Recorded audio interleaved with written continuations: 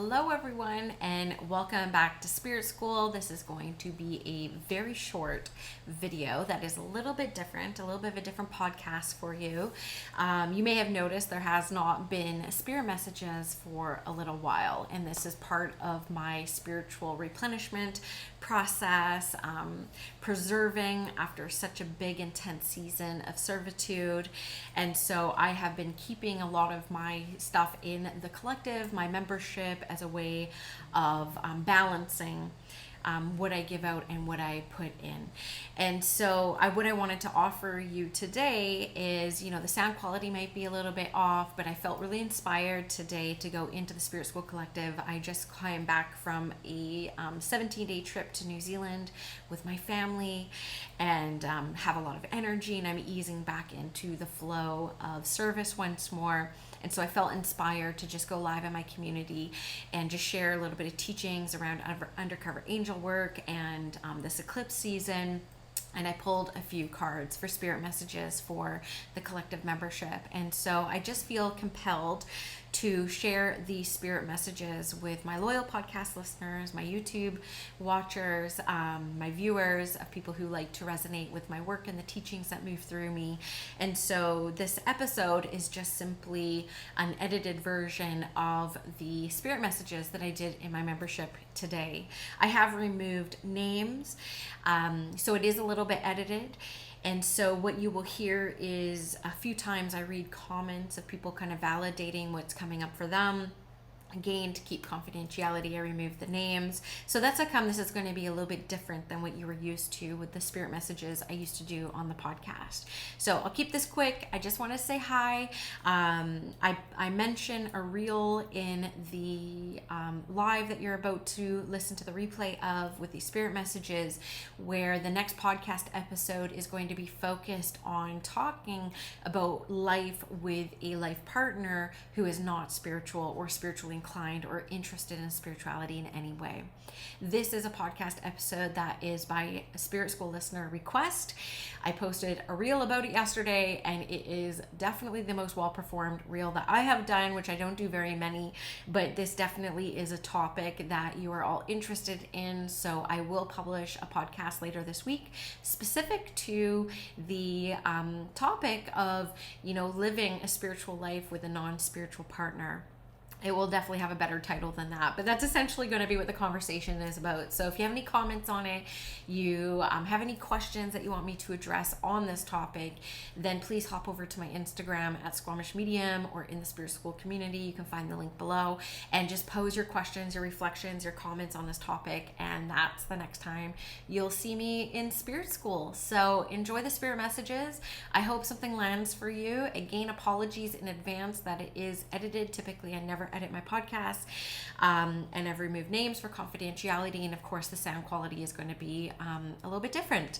And I will see you on the next episode of Spirit School. Love angel stuff, so I'll leave that there. I'll pull an angel card first because I have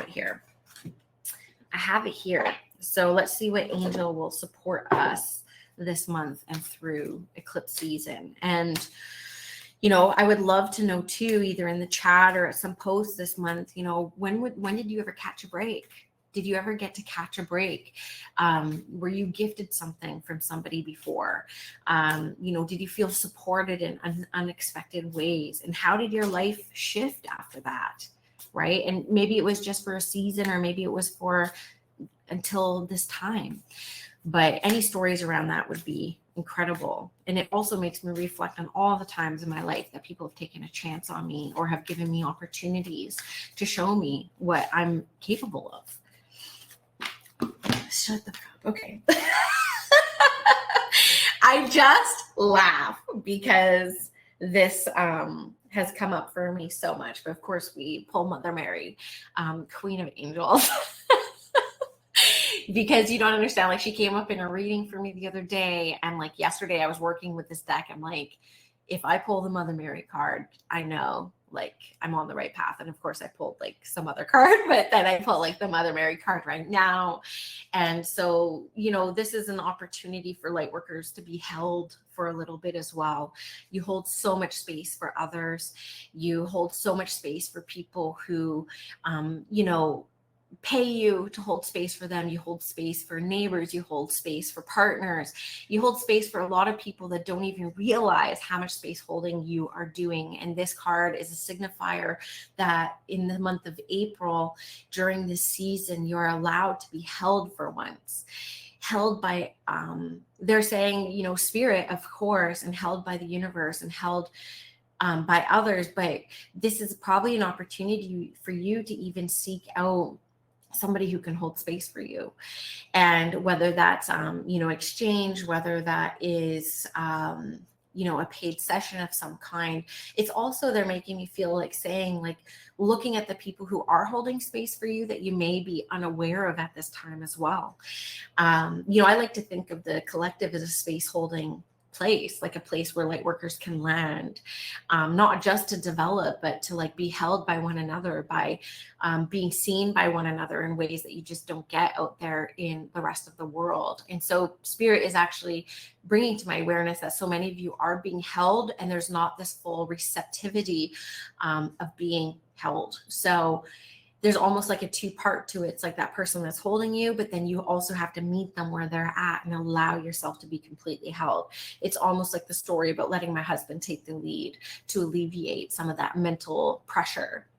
And yeah, divine energy. I mean, can you get more into the feminine divine energy than this card when it comes to Mother Mary? And so allow yourself to be mothered, allow yourself to be mothered by someone else than you. It's not even like reparenting yourself. This isn't about deep inner work. This is about, you've done so much work and you're continuing to do the work. Let there be some spiritual repose. Let there be a time where you can be held, because you hold for so much others. And I think that that's going to be a big theme coming up for you, and just having that realization when somebody is trying to hold space for you. Yeah, there's a lot coming up for me personally with this. I'm launching a new offering next week for summer. That's not going to be evidential mediumship. It's not going to be even psychic or soul sessions. It's a spiritual direction session. It's for people who need to be held in their spirituality, who are going through dark nights or are feeling spiritually lost or want to reconnect to their own divinity. It's going to be a space holding offering. And so, yeah, this is the sign I asked for, actually, that this is what I should be doing next. And so kind of mind blown. I'm grateful to get Mother Mary on this. Your teachings about angels and mediumship touch so many lives, and in turn think about how many lives those light workers touch in turn. Amazing. And that's how come it was really hard for me, Becky, to lean into teaching rather than mediumship, because I trained to be a medium for so long. I'm here to serve the people who are suffering the most, who have the greatest losses. I'm here to bring evidence that life continues. I'm here to bring philosophy and healing from the other side. These were always my intentions. And when I opened up my kitchen table to the public, the people who showed up were people who wanted to do what I did, and the people who wanted to develop themselves. And I remember like, where's the suffering? Where's the need? And it took me about 6 years in this role as a teacher for Spirit to say, you're here to build capacity for the spirit world to work through. It took me a while to learn that. So I appreciate you saying that, because you know, there's a quote, we've talked about this before, but there's like this quote that I think is very judgmental in the most negative ways, where it says, people who can't do teach. And I hate that saying, because it's like, it's so untrue. And like my situation, where it's like, no, it's just the people who kept coming up for me were the people who wanted to learn. And so, yeah, and I feel it's where I make the biggest impact in my spirit work. It's where I feel like I make the most impact. So I could fight it and fight it and fight it, but it's just what it is. Let's see what we got. Scorpio energy, we got transformation. So again, this kind of comes up with that eclipse season. If you have been following a path that is not for your highest and greatest good, no matter how shiny it is, no matter how secure it looks, no matter how, you know, no matter how shiny it is. I keep seeing like a magpie following glitter. You know what I mean? It's like following glitter. It's like you might be following the shiniest thing, but that's not what's going to lead you to the greatest transformation that you're meant to be going through. So do not be surprised if something burns down. Don't be surprised if something gets kind of like pulled away. It's not a punishment. It's you know, the energetic world trying to put you onto the most aligned track. And forget what the mind is telling you it needs to do and where it needs to be. Because, this month, this season, this week is going to be one that is going to be bringing you onto a path of transformation. I'm not going to say you are in that transformation and you're coming out of it. I'm thinking that there's going to be a few of you who feel possibly assaulted by the spirit world because you're being guided down something else, and maybe it's something old. Is something else too. There's a lot of teachings out there. Stop going backwards. But some of you may resonate with, something else worked a long time ago, something foundational, something simple, something that kind of takes you back to where this all started. There's almost like this transformation of realizing like what once was and what worked really well may be coming up again as an opportunity for you. So I wonder if this lands for some of you, but it's definitely unavoidable, the transformation and the transformational path. Thank you for your comments. And yeah, I agree. And, I say this to all my mentees who study under me, who are also teachers, is like, create what you wish you had. And that's always worked well with me in this business. It's always worked well with me. It's not like there's going to be sacrifice moving forward. It's almost like looking, again, I don't know why there's this looking back energy, but looking back in the most positive of ways. It's looking at the sacrifices you have already made. And it's also looking at sacrifices others have made for you. It's worth looking into the people that have helped pave the way for you to get to where you are now, and how much sacrifice it took to open up those doors and those opportunities. And I'm not even just saying in the spiritual space. I'm talking about workplace. I'm talking about family. I'm talking about all the things here. But people have gifted you opportunities and experiences that have helped you expand and grow. And so there's almost like this honoring that takes place of the ones that have walked before you. And then also looking at the different sacrifices that you have made on your path. I'm about to record a podcast episode, which feels like, based off my algorithms and how many people have engaged with my post yesterday, about doing a podcast episode this week on, having a life partner who doesn't believe in what I do and doesn't support spirituality. What a sacrifice he has made to let me just do my thing while staying by my side. Like, that's a big sacrifice. And then it was also a sacrifice for me, being a mom of 2 babies and like taking a whole day a month away from the family to develop my spirit, my soul, not because I felt a calling, but because I loved it and because I was so interested in it, and allowing me, even though it wasn't easy and it wasn't always rainbows and butterflies, it was a sacrifice for my family to let me follow this spiritual curiosity, because it fulfilled me and because I loved it. And so this is kind of time to take stock of that sacrifice, but as an observer, not leaning into that martyrdom, right? Because it's not about martyrism, it's about reflection, and a beautiful reflection. So that's what this is, right? So yes, honoring those who came before us. I was thinking about that when you were sharing your secret angel story. I need to take that with me through this next week. And can you see how you are paving a path for those who have chosen to follow you, and like have you lead them? And so it's like this continuous path and cycle around these sacrifices that we continue to make. Yeah, I believe that. So that's exactly what you're going through right now, Leilani says. So let's get one more card from this on, okay. I wanted to put this back, but I'm not going to go put this back, because this is a card of mental anguish. This is a card of suffering through thoughts of the mind.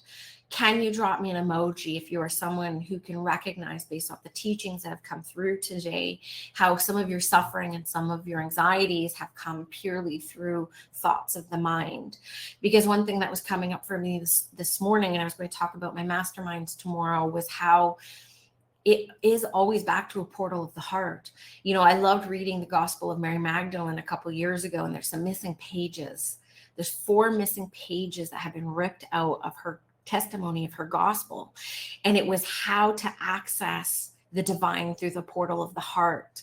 And I really do believe that that is the spiritual quest. That is the spiritual path. It's inwards. It's through the heart. And so this is a card that says it's time to make the mind your bitch. That's my declaration I made this week. And this is a time to get back into resonance with the heart space and letting the heart lead. So this is a card for anyone who has let the mind lead on the spiritual path and giving permission and full permission. See how he's protecting his heart? I just noticed that. He's guarding his heart because he's not letting it in. He's not letting anything out or in of the heart. And that's what happens when you let the mind win. So the only thing we can control is our thoughts and the way we see the world and the way that we think about things. And so this is going to be a spiritual quest for some of you to realize that and recognize when you let the thoughts lead and say, is there an opportunity for my heart to lead? What would love do? You know, asking yourself, what would love do in this moment? What would the heart choose in this moment? And that's really something that is going to be coming to fruition through this month of April. And again, it's going to come around awareness. What I really want you to do, something that's in all black order, these are all major life themes that are coming up. We've got Mother Mary here. I'm going to pull one card from Asha Frost. This was Charlotte's favorite deck at the potluck. So I'm going to pull this thinking of Charlotte here. So almost all my struggle is rooted in the inability to let my heart lead my head rather than the other way around. Yeah. And, you know, that's how come I think there's a lot of teachings out there around self-suffering, like the suffering of the self. A lot of struggles that has simple come from thoughts lately very much tracks. I am almost questioning if I know how to let my heart lead. You can.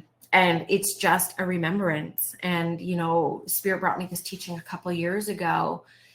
And I wish I had a better way to say it because I don't fully understand it. But the way that they brought it through me is like life is a dance with consciousness of forgetting and remembering, forgetting and remembering. And we are going to be in that cycle forever. And we're always going to be brought back to a remembrance. And that remembrance is the power. That remembrance is life force energy. And we couldn't get that life force energy and that remembrance if we didn't forget every once in a while. So forgetting is spiritual. It is part of the path, because we wouldn't get that experience of remembrance if we didn't. And that is where the magic of life is. So allow yourself to be brought back into the heart. I'll tell you at the Sacred Spirit Retreat, which you're going to, the heart chakra activity is going to be next level. And I'm bringing in a Squamish Nation member to help me with it. And you will leave that space, of course, you will leave that space remembering your heart and having your heart activated 1,000,000%. So I'm very excited for it. It was the first activity that came to my heart when I was planning out the retreat. And yeah, so another sign for Danielle here, your teacher, because the wolf, how many of you have given me readings that the wolf has come through? So what animal walks alongside us? But the wolf. Oh, I feel my grandmother so much with me right now. So for those of you who don't know, I have a special connection to wolf energy because my grandmother grew up in a subarctic First Nations community called York Factory, Manitoba. And she was always terrified of wolves her whole life. And I actually have a jewelry tin of hers that has a wolf on it. And whenever people give me readings and my grandmother comes through, they're saying she has 2 wolves with her. And my husband's wedding ring, even before I woke up, before I was spiritual, actually has like 2 wolves on it. And so I have a really deep connection to wolf spirit, wolf energy. So we have Mother Mary walking with us from the angelic realms.